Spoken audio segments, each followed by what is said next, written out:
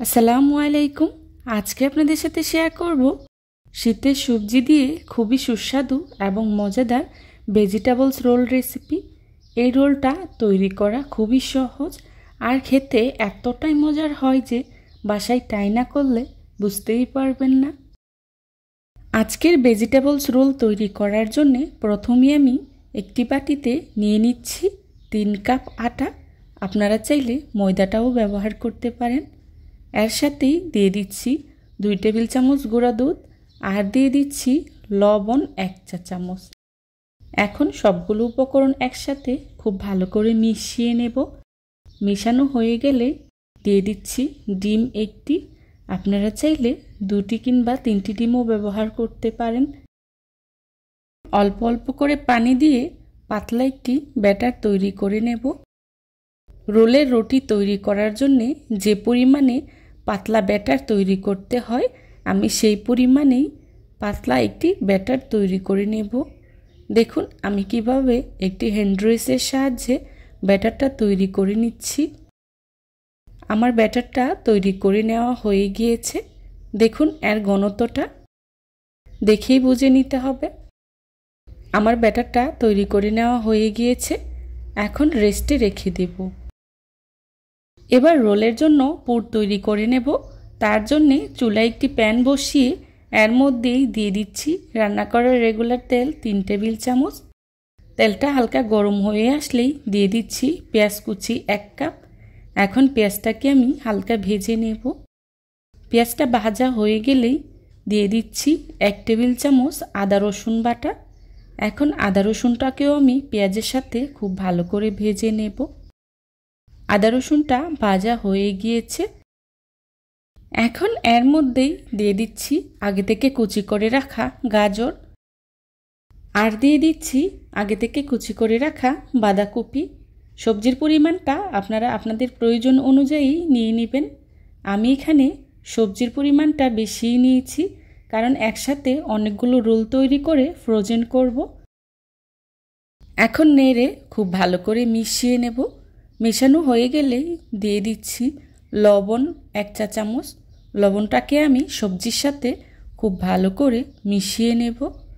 মেশানো হয়ে গেলেই দিয়ে দিচ্ছি 2 চা চামচ ম্যাজিক মশলা, 1 চা চামচ ধনিয়া গুঁড়া, 1 চা চামচ জিরা গুঁড়া, 1 চা চামচ গরম মশলা গুঁড়া আর দিয়ে দিচ্ছি কালো গোলমরিচের গুঁড়া 1/2 চা চামচ।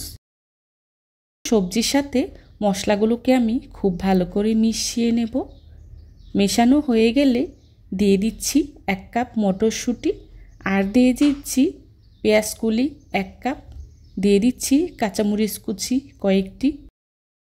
কাঁচামরিচটা যে যতটুকু ঝাল পছন্দ করেন সেই অনুযায়ী নিয়ে নেবেন। এখন সবগুলো উপকরণ একসাথে খুব ভালো করে মিশিয়ে নিচ্ছি।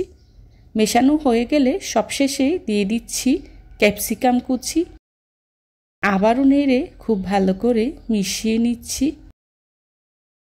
এই ভেজিটেবলস রোল তৈরি করার জন্যে আপনার হাতের কাছে যে সবজি আছে সেটা দিয়েও তৈরি করে নিতে পারবেন। আমি যেই সবজি দিয়ে তৈরি করছি সেটা দিয়েই তৈরি করতে হবে সেটা কোনো কথা না। এবার অন্য চুলায় একটি প্যান বসিয়ে এর মধ্যেই দিয়ে দিচ্ছি সাদা তেল 1 টেবিল চামচ। তেলটা হালকা গরম হয়ে আসলে দিয়ে দিচ্ছি ডিম 3টি।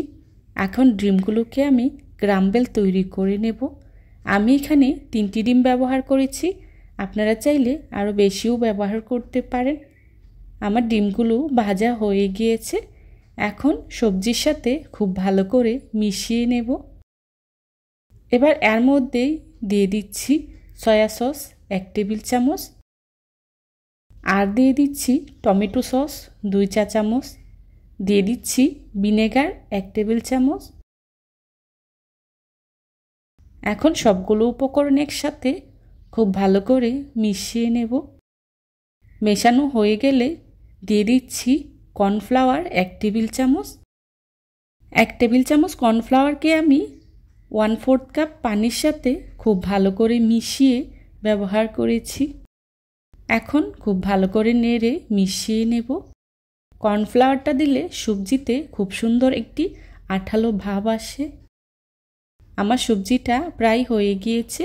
এখন এর মধ্যেই দিয়ে দিচ্ছি ফ্রেশ ধনিয়া পাতা কুচি। ধনিয়া পাতা কুচি দিয়ে নেড়ে মিশিয়ে নেব। হয়ে গেল আমার সবজির পুর। দেখুন দেখতে কতটা সুন্দর হয়েছে।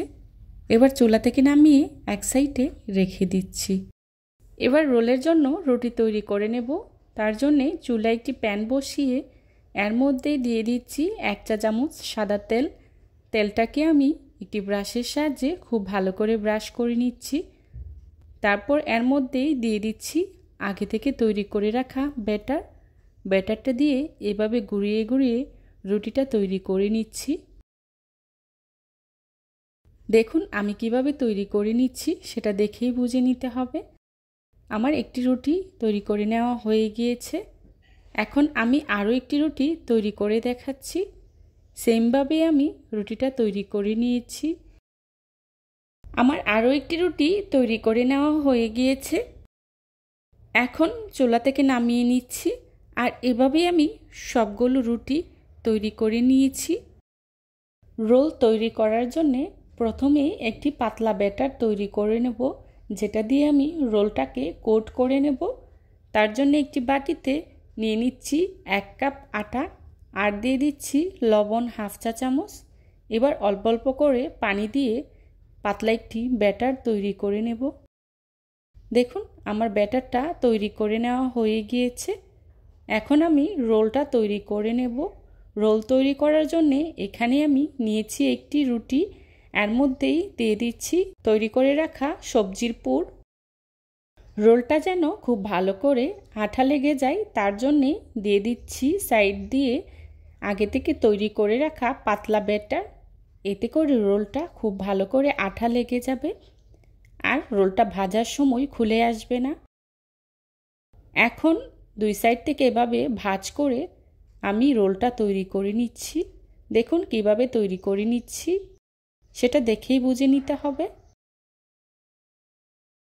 আমার একটি রোল তৈরি করে নেওয়া হয়ে গিয়েছে। এখন রোলটাকে আমি যে পাতলা ব্যাটারটা তৈরি করে রেখেছিলাম সেটাতে কুট করে নিচ্ছি।